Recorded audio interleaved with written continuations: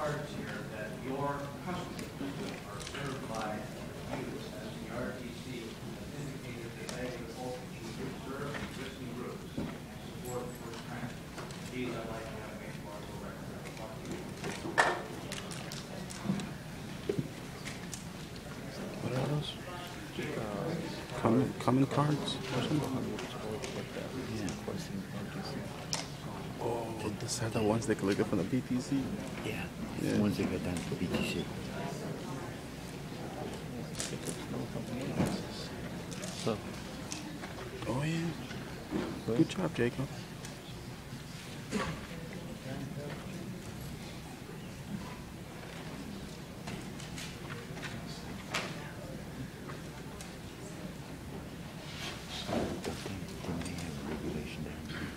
Solicitation. They do, but they were okay. Senator, please. Yes, thank you very much. Mr. Chairman and members of the board, as most of you know, I've been proud to be a member of this community for nearly 7 decades. In that period of time, I don't think I've ever been aware of a more difficult time for local government and those of you who represent local government entities. The financial crisis that has hit our state and has affected each of you has been more serious than anything that's occurred in the history of our state. Each time that you as members of your respective councils and commissions meet, you're required to make some very difficult choices. You've had to lay off hundreds of employees. You've had to cut back critical services that your constituents need. And now with the legislature convening in Carson City, they're casting covetous eyes on your reserve balances. Earlier this morning, Stowe staff has indicated that you've had a revenue shortfall in terms of sales tax of approximately $43 million over the past 3 years, and that if the contract should be awarded to Veolia, there'd have to be an additional 5% cut in terms of the service routes that you've taken. I would respectfully submit that rather than a difficult decision, the decision that you were asked to make this morning should be a relatively easy one. $49 million. And the idiom of the street when I was a youngster growing up here in Las Vegas, beats a sharp stick in the eye. That is real savings over a period of 7 years. Those are additional costs that are not going to be borne by those who are in your service areas, and it also protects some routes. Mr. Snow has indicated that if the Veolia proposal was to be accepted, at least 7 routes would be affected. Among those would be Laughlin, Boulder City, and Mesquite. And then in addition, perhaps the Centennial route that we've heard something about this morning, and several other routes there. So the choice, it seems to me, is relatively clear. The first transit bid protects those routes. The first transit protects those that you represent in saving some $49 million. Now, you've heard some very able lawyers and some very impressive consultants, and they've gone through a whole lot of, evaluation process and this scoring. I learned as a young lawyer, if the facts were not on your side, then argue the law. If the law is on your side, then you order the facts. In effect, we've seen a corollary of this.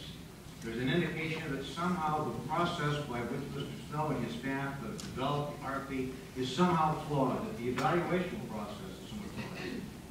Snow's been your leader for more than a decade now. I think he has served you well. Your staff has served you well. They've indicated that they have made these RFPs over many, many times. I would respectfully submit that we want to support the integrity of the process. If you choose to throw this out, in effect, the message that you're sending to the RTC here in Southern Nevada, that if there is an incumbent contractor that wants to rebid and get it again, forget about it. Don't come, because something will occur, the process by which the RFP will be challenged, that this will be thrown out. That is not something that I think that you want to have. Now, the reality is that both of these companies are big companies. Both of them have the ability to provide the services necessary. We're a $10 billion company. We serve millions of passengers each day. We use the same type of equipment that's used here that would be involved in this contract, and there will be those in the company that will address that issue. Essentially what I've heard over the last weeks, you can't do it with a $49 million desk.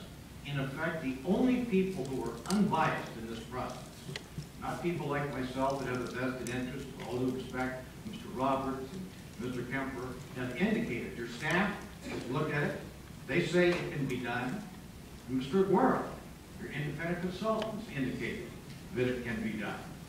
Moreover, if, for whatever reason, you did not believe that, a company that's worth $10 billion should certainly be able to cover any shortfall. We believe that is not the case, but clearly a company should be able to do that. Now we've been said, look, you can't do it for this amount. Well, why isn't the question, why have you paid so much over the past 20 years?